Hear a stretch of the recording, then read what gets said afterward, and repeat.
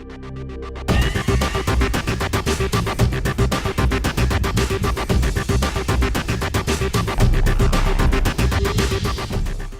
I'm Kim William Gordon, and this is Mind Matters.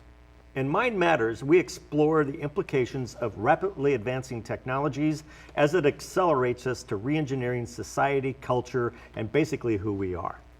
I have with me today Andrew Smith, Assistant Professor of Communications at Lindenwood University, and we're specifically going to be talking about social media and things like the impact of technologies such as Google Glass on our interactions as individuals. Welcome, glad you're here. Thank you for having me, Kim. We have seen social media emerge in very, very short order. Mm-hmm. Do you believe that we've seen it change the way that we interact as people? Oh, certainly. I mean, one of the things that's interesting, though, is the sort of debates over how it has changed us. I think initially we had a lot of knee-jerk reactions. We viewed it as sort of a youth culture oriented. I think a lot of adults felt alienated by it. What's interesting, though, is how adults and even the elderly have migrated to social media and utilize it in really interesting ways.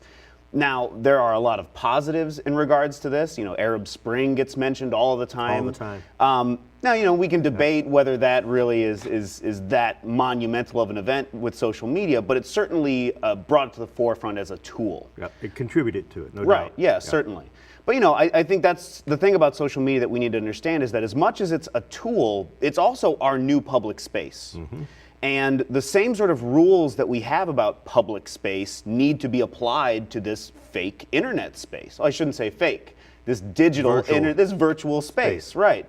And so I think that's what we're going through right now is a sort of growing pains, where we don't exactly know how this fits into our lives and how to separate the two of them. Now, I read a study just recently in which they were surveying little girls, 12 to 14-year-old little girls. And the survey itself is quite interesting because these little girls are wired in 8, 9, 10 hours a day, whether it's Facebook or texting or whatever it may be, whatever electronic interactions that they conduct. And one of the little girls had a very interesting quote. She said, "When I don't have my cell phone, I'm not sure I know who I am." And that struck me that we may be creating a whole new generation of individuals whose self-identity is different than anything that we've seen in a very, very long time. Your thoughts? Well, one of the things, the two authors that always come to mind when we have this discussion is Andrew Keen, who wrote a book called The Cult of the Amateur, which is a very sort of negative way of looking at how young people deal with social media. The whole idea that that Facebook is all voices and no ears, that we're just sort of throwing things out there into the universe and no one's really paying attention to what the other person is saying. The kind of conflicting view on that is Seth Godin, who wrote Unleashing the Idea Virus. And he talks about how social media and young people is an incredible boon to their generation, and that they will be so much more savvy and so much more ahead of the other media professionals and just adults in general in society. So we have these two kind of conflicting ideas as to where social media is taking this generation. I mean, I see it personally with my students in a lot of ways. They use it for practical purposes. They do use it for studying. I have actually seen on Facebook, after a history of film class, I've seen students completely not organized by me having discussions about a film that we've watched. You know, very interesting discussions about it as well. But then at the same time, they can also use it for minutia and cat videos and things like that. And that line, I don't think that we've had proper training in social media because it's existed for such a brief amount of time. Yeah, this is all new territory for us, right? There are implications with social media that are beginning to percolate through just about everywhere. So corporate America is picking up social media like environments, Facebook-like environments, as an internal communication tool to their corporate culture. We are seeing people begin to utilize Facebook-like environments, and I'm emphasizing that because it's not Facebook. These are subsets, or portals, if you will, that have been designed specifically for individual tasks, in which people are experimenting with ways to completely re-engineer the way that we deliver education, whether it's K through 12 or higher ed. One of the implications that is kind of evident underneath of this, and I'm very interested in your opinion, is a quote that I heard the other day in which Facebook allows crackpot to become normal. And it wasn't just Facebook, they were also talking about YouTube. Sure. So people doing very peculiar things that in 20 years ago would have been so bizarre and so out there that people would have been reacting in astonishment. Now there's actually groups that are emulating the behavior and turning it into something that's becoming more mainstream. Where do you think that might take us?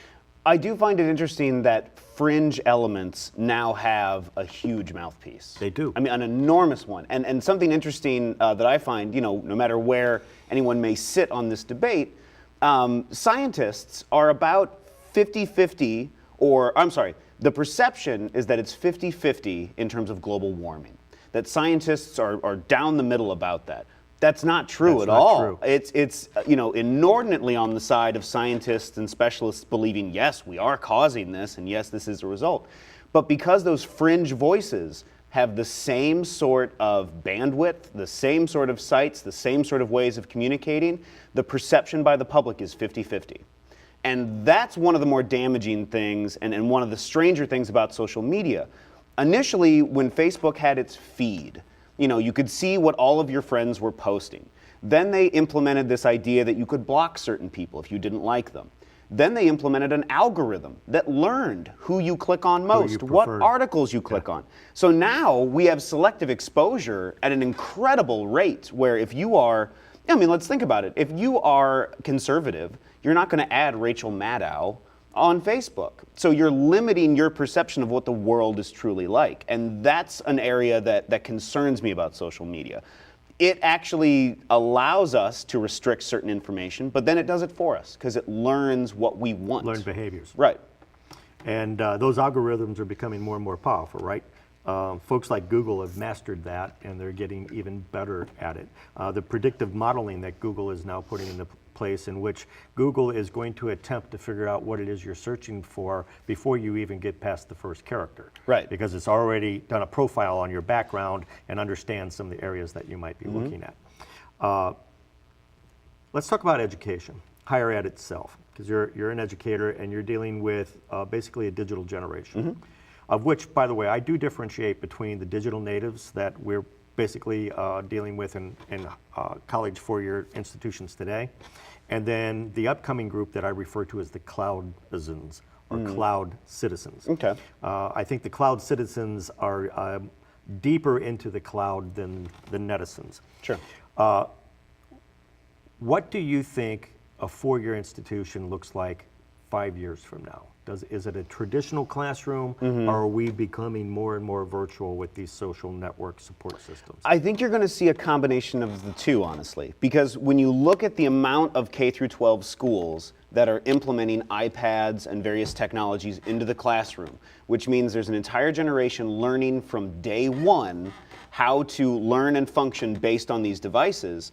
If you do that many years of that form of education and then put them in a traditional higher education setting, I see people being set up for failure almost. So I think you're going to get a combination of schools that are very contemporary, very technological, but I also think some of the more established universities are going to hang on to some of that traditional ways of teaching because partially nostalgia, but also I think it's so cemented in academia that a lot of people won't be willing to make that transition.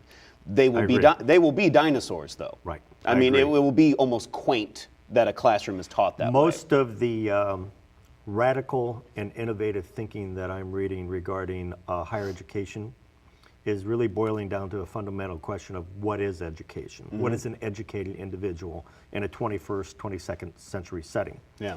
And the real radical thinking is occurring well outside the academic environment itself. It's outside forces that are trying to understand what do they want an educated person to be, and if we define that, then what are the support mechanisms that support it? Neil Stephenson wrote an interesting book called The Young Ladies Illustrated Primer. Okay. And in it, he is a science fiction writer. He proposed what a one-to-one mentoring interactive environment would look like that kind of looked like a book, but it was an electronic device.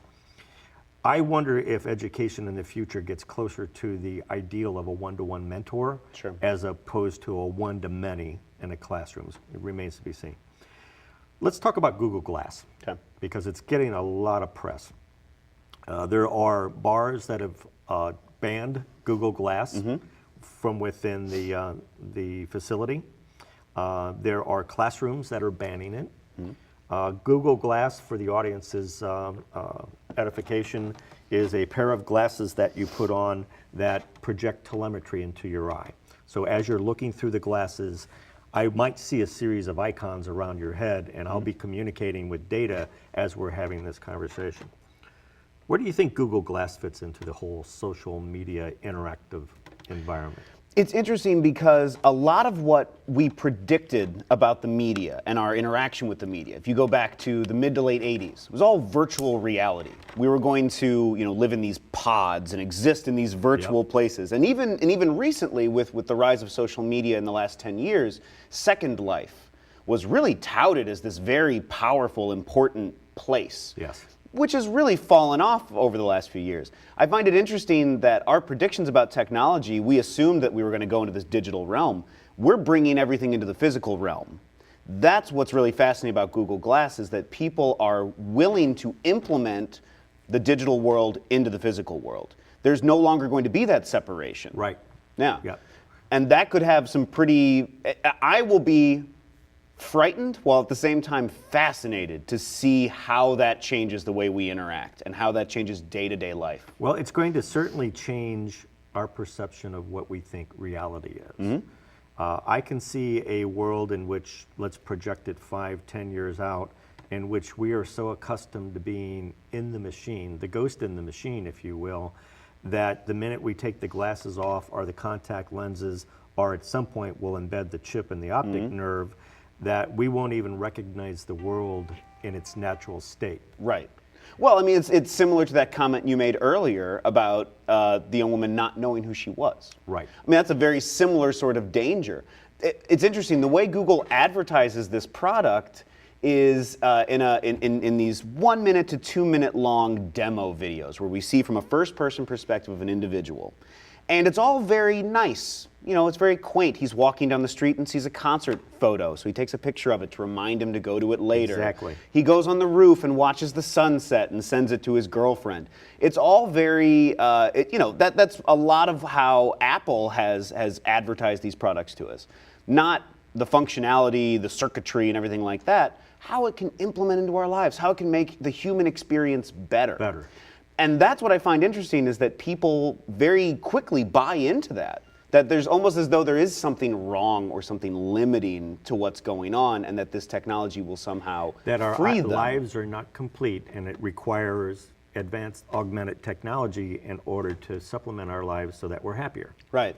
Pursuit of happiness. The Google Glass phenomena is very interesting to me, in which I think it could be remarkably interesting. For example, I have an interest in historical buildings, so I buy the historical building module, and now when I look at a building, it gives me telemetry. The Terminator scenario, where you're getting telemetry on everything.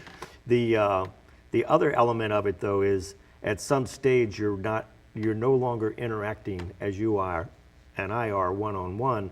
You're interacting with data that is bouncing around between the two systems. We could actually share data after a while. There is a reference to people already that continue to wear their Google Glass in a social situation, and they're referring to them as glass holes. And I thought that was actually very interesting that cropped up so early. Sure. There seems to be an almost resistance to it immediately, which I've noticed in social media, and I've noticed in mimetic terms as well. There are so many memes and spoofs and jokes and things that really target this technology. There was an article written a couple of weeks back in the New York Times about how younger people, we're talking about my students' age and whatnot, are resistant to this technology because it feels strange to them. Yeah. Now, they will adopt it. I mean, I think that's Undoubtedly. they will definitely adopt it. We just need early adopters to show how it functions. You know, the iPhone had a similar trajectory. Right. But imagine imagine a 5 or 6 year old whose older brother or father gets Google Glass. That means that product is in that person's life from the there on beginning. out. It Yeah. will not seem weird. Maybe Okay. the chip implementation will not seem weird 20 years from then. Right. And that's the way we need to think about this, is how, it's all about being brought up with a particular technology, which then allows you to be more welcoming of new ones. Becomes part of our DNA. Right. We're going to take a quick break, but we're going to continue this conversation in just a minute. We're going to continue talking about social media, interactive technology, augmented realities. This is fun. See you in a minute. Up, college is hard. Down, those books are heavy. My sport is football, but my passion is education. Right up here. So every year I take promising high schoolers on a college tour Getting it. Lights there, darks there. to show them that higher education means a brighter future. My name is Nnamdi Asamoah. I don't just wear the shirt, I live it. You can be a reader, tutor, or mentor too. Take the pledge at liveunited.org/volunteer. Do you wear this?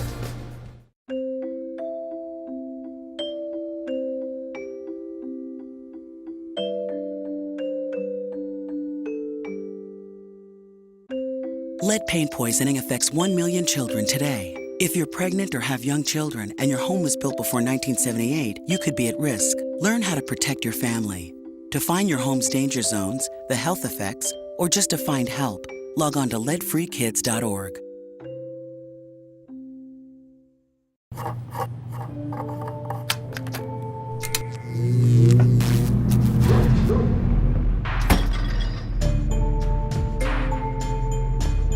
Traditional light bulbs actually generate 9 times more heat than light.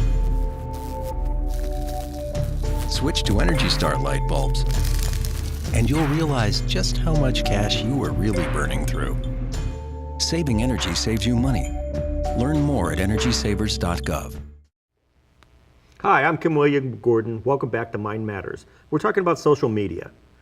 So one of the things that seems to be occurring with this next generation is a reluctance to use things such as Facebook as aggressively as we've seen in the last 4 or 5 days. For 4 or 5 years, excuse me. What are you seeing? Well, there was an interesting study released just 2 days ago by the Pew Research Fund. And what's interesting is the way that I'm always discussing with fellow faculty members that I feel as though we are misframing our students. That we're making some sort of assumptions about their interactions with this technology that are not entirely true. And this piece of research actually shows that. We assume that they share their whole lives, that all of their information is on there. What we're learning and from this study is that more than likely they are migrating away from Facebook to some extent because of the amount of work involved. But also, just like what we were talking about with Google Glass and everything, once early adopters show you and show the world how it can be used, others will migrate to it. So whereas Facebook used to be at one time exclusively for university students, it then opened up to the rest of the world and it was mostly young people. Now people's parents are on there, faculty members are on there, grandparents are on there, aunts and uncles. It becomes less of their space. And I think that's the interesting thing about Facebook is that as it's becoming more mainstream, younger people are seeing it as just another tool. So they're moving away from it.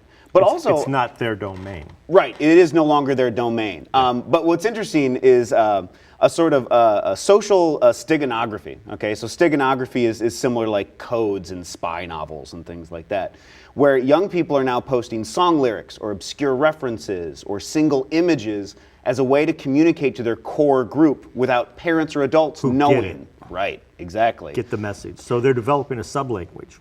Right. Yeah, a culture Which language. seems somewhat counterintuitive to social media and the ability to communicate with hundreds of thousands of people at a time. That's what I find very fascinating. Instead of saying, oh, well, I'm done with this, they've instead found a whole new way of circumventing that. Right. Interesting. Yeah. There, just as an aside, one of the emerging issues that both Google and Facebook are dealing with is the number, and it's a growing number, of people who have passed on, who are on Facebook or Google Plus forever. Right. No one has the means of taking their presence down. So truly, we are emerging a ghost in the machine in which there's people that are no longer alive but still have postings on a regular basis on Sure. their Facebook page. I'm not sure what I think about that. Well, I mean, to bring up that point, something interesting. My mom will search for me on Google. Okay, she's very aware. She has many privacy concerns. She searches herself all the time to make sure that there's not information out there. So she told me that my MySpace page still exists, which was fascinating to me. I don't remember using MySpace for probably 6 or 7 years. I returned, got a new password, and logged on, and it was like my entire college experience was documented there. Sitting there waiting for you. And I immediately thought about how easily, because they own our information, because this is no longer mine, what's to stop MySpace from keeping that information and trying to sell that to me? Nothing. I find that to be an interesting avenue that we may go down. You know, Flickr and these various sites where we upload all of these pieces of our lives. I wonder if in the future that could be a sort of market. You know, you gave us all this information. This was basically your diary for 4 years.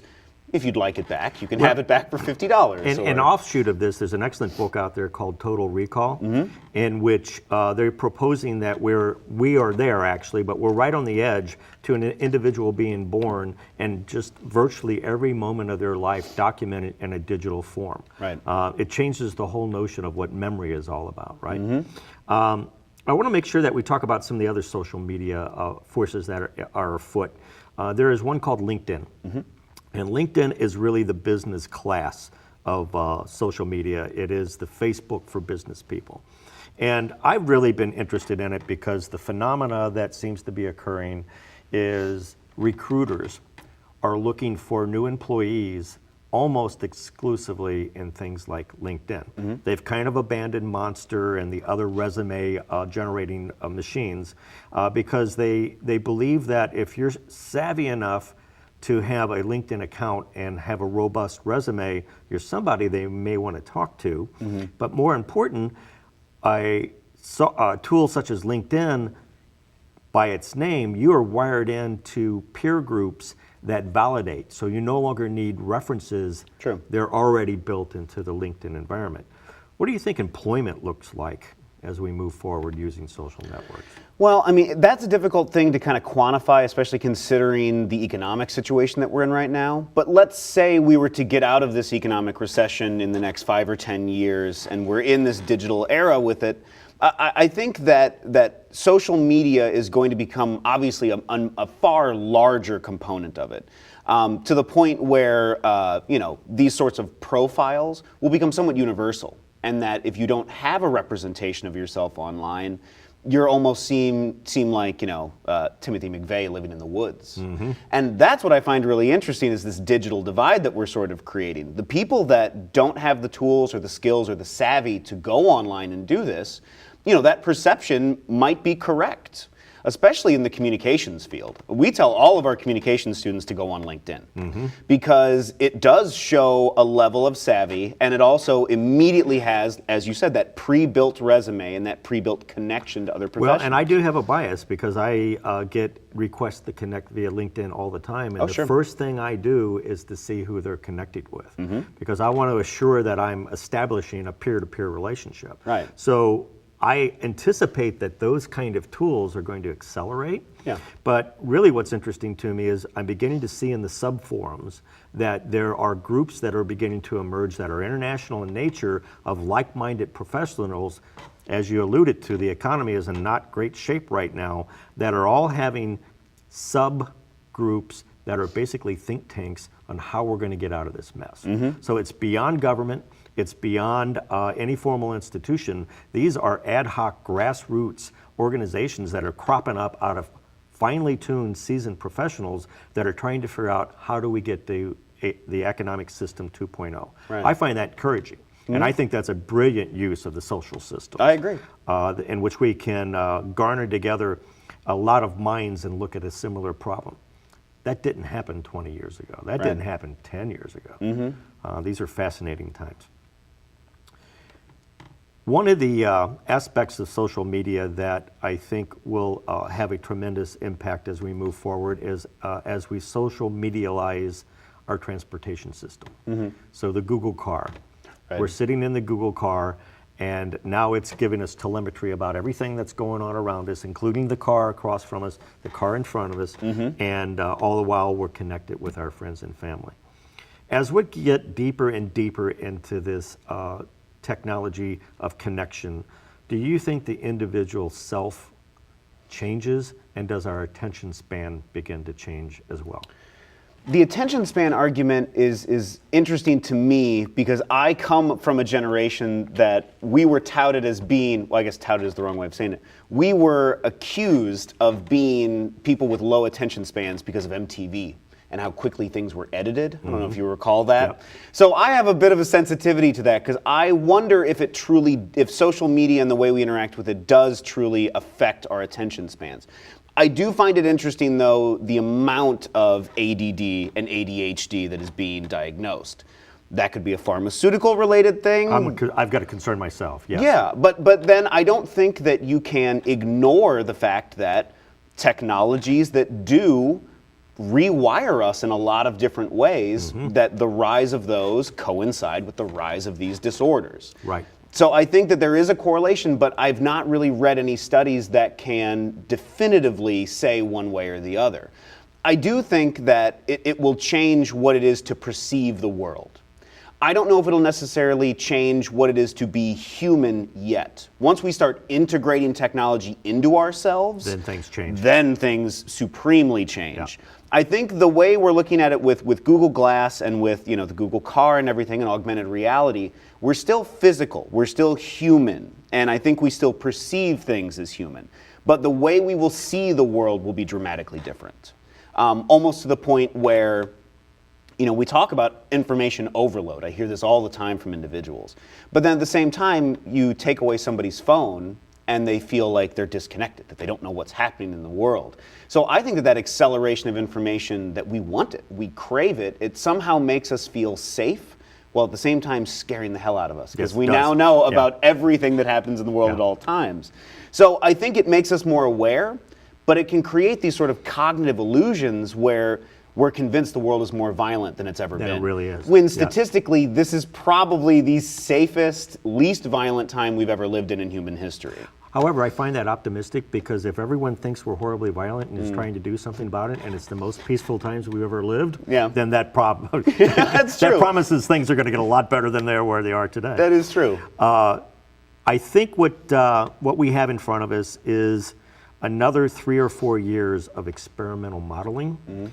But I concur. When we start building these technologies into our DNA and augmenting our brains and our optical nerves, then we have to have that human 2.0, 2.0.1 conversation, and the whole conversation of what it means to be a classical human. Sure. And that's, I think that's for another day, but the whole conversation about what is human is one that we've never really had as a entity for at least the last 10,000 years. We don't know what the hunter-gatherers were doing back there, other than inventing language and music and art and all the things that we take for granted. It's a very existential kind of crisis. Yeah. I mean, it is very sort of, who are we and what does this mean? Right. Yeah, and I think that it can be discouraging for people in terms of social media when that becomes your value. Your self-worth is based on your circle of friends and your network. That is frightening to me. Yeah. When I hear about people, in this Pew Research, they said that 50% of the people that they polled said that if they don't get a certain number of comments or likes on their birthday, they feel as though that birthday was a failure.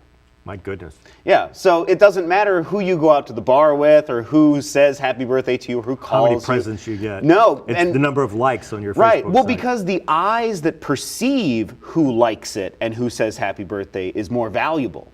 Because then it's sort of like your advertisement. Look at how many people love me. Look at how many people remembered my birthday. That is more important than who actually says happy birthday to you. Isn't that curious? Yeah. Unfortunately, we're at a wrap.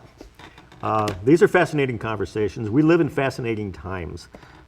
Based on our conversation today, it sounds fun to me. I think we're turning into the Borg. We will see you next time on Mind Matters, and get engaged. Let us know what you think. Take care.